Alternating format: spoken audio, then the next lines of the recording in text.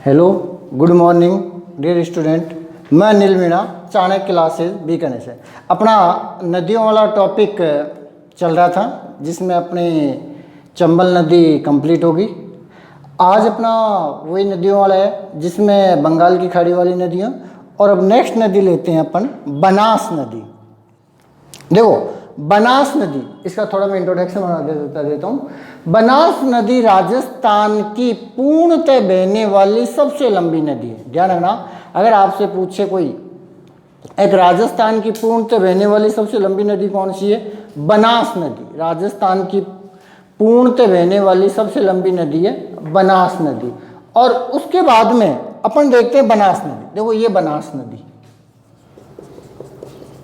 बनास नदी राजस्थान की है।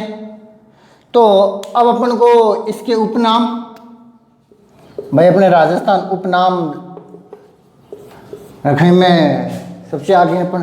तो उपनाम पहला वशिष्ठ की गंगा,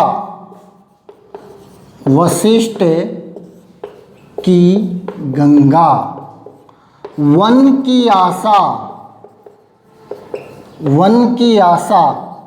राजस्थान की यमुना, राजस्थान की यमुना।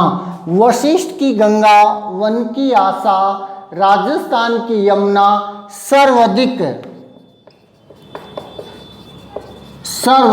उपजाऊ भूमि वाली नदी। ध्यान है ना। देखो वशिष्ठ की गंगा, वन की आशा, राजस्थान की यमुना, सर्वाधिक उपजाऊ भूमि वाली नदी। ये इसके क्या है, उपनाम। ये इसके क्या है, उपनाम। अब अपन देखते हैं इस नदी का उद्गम। देखो इस नदी का उद्गम यहां से होता है। ये अपना राजसमंद है। राजसमंद में खमनौर की पहाड़ियां,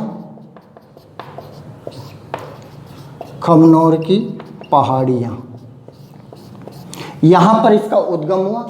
देखो राजसमंद जिले की खमनौर की पहाड़ियां, और ये राजस्थान की पूर्णतः बहने वाली सबसे लंबी नदी है। उद्गम होने के बाद में नदी आई चित्तौड़। कहाँ पर आ गई, चित्तौड़। चित्तौड़ के बाद में नदी आई भीलवाड़ा। चित्तौड़ के बाद में नदी कहाँ आई, भीलवाड़ा। भीलवाड़ा आने के बाद में आपको पता है भीलवाड़ा में एक स्थान है बिगोद। बिगोद के मांडलगढ़, बिगोद का कौन सा है, मांडलगढ़। बिगोद का मांडलगढ़ कस्बे में ये नदी क्या बना रही है, त्रिवेणी। त्रिवेणी, बनास, भेड़च प्लस मेनाल, याद कर लेना BBM। बनास, बेड़च और मेनाल। भीलवाड़ा के मांडलगढ़ कस्बे के बिगोद नामक स्थान पर इसने क्या बनाया, त्रिवेणी। कौन बनाएगी, बनास, बेड़च, मेनाल, BBM। अब उसके बाद में आगे अपन चलते हैं भीलवाड़ा। भीलवाड़ा के बाद में नदी कहाँ चले गई, ये अजमेर। नदी कहाँ चले गई, अजमेर। अजमेर के बाद में नदी कहाँ चले गई, टोंक। अजमेर के बाद में नदी कहाँ चले गई, टोंक। देखो टोंक में ये सर्पिलाकार आकृति में बह रही है। किस आकार में बह रही है, सर्पिलाकार आकृति में बह रही है। पहले राजसमंद, चित्तौड़, भीलवाड़ा, अजमेर, टोंक। और टोंक में इस नदी किनारे, इस टोंक में इस नदी किनारे एक स्थान है राजमहल। कौन सा है, राजमहल। यहां भी ये क्या बनाया, त्रिवेणी। यहां भी इसने क्या बनाया, त्रिवेणी। टोंक के राजमहल नामक स्थान में इसने क्या बनाया, त्रिवेणी। वो कौन सा त्रिवेणी, बखेड़ा। बनास, खारी, खारी और डोई। अपन कहते हैं ना बखेड़ा। टोंक में इस नदी ने कर दिया बखेड़ा। तो अपन ने कितने त्रिवेणी पढ़ लिया अब तक? मांडलगढ़ वाला पढ़ लिया, राजमहल वाला पढ़ लिया। और टोंक में ही इस नदी किनारे बीसलपुर नामक बांध बनाया गया। क्या बांध बनाया गया? बीसलपुर नामक बांध, जो राजस्थान की सबसे बड़ी क्या है? सबसे बड़ी पेयजल परियोजना, राजस्थान की सबसे बड़ी ये पेयजल परियोजना है। इसे लाबाइन जिले जाट, जयपुर, अजमेर और टोंक। देखो, जयपुर अजमेर को तो पेयजल की होती है और टोंक को पेयजल, सिंचाई, ये सब की पूर्ति होती है। तो राजस्थान की सबसे बड़ी पेयजल परियोजना कौन सी है? बीसलपुर, जो विग्रहराज चतुर्थ ने बनाई थी, चौहान शासक थे उन्होंने। और उसके बाद में टोंक के बाद में नदी पहुंच गई सवाई माधोपुर। कहाँ पहुंची? सवाई माधोपुर। सवाई माधोपुर में कहाँ? रामेश्वर।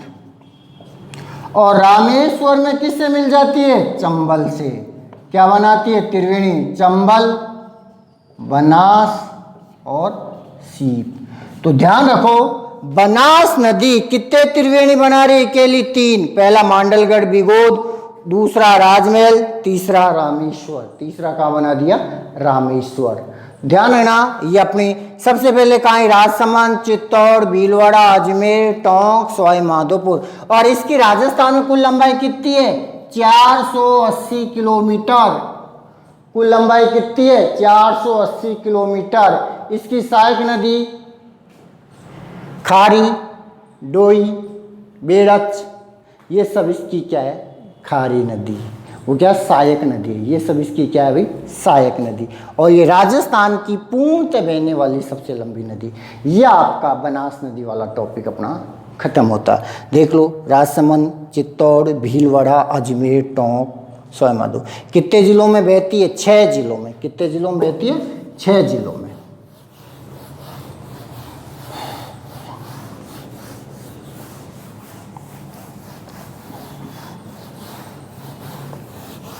नेक्स्ट लेते हैं अपन बाणगंगा। नेक्स्ट नदी कौन सी लेते हैं? बाणगंगा। देखो, बाणगंगा ये राजस्थान की एकमात्र नदी है जो पूर्व में उद्गम होकर पूर्व में जाने वाली सबसे लंबी नदी है। जो पूर्व में उद्गम होकर पूर्व में जाने वाली क्या है? सबसे लंबी नदी है। देखो, उद्गम यहां पर इसका, ये देखो उद्गम जयपुर। जयपुर में कहा? बैराट की पहाड़ियां और ये बाणगंगा। देखो, इसके उपनाम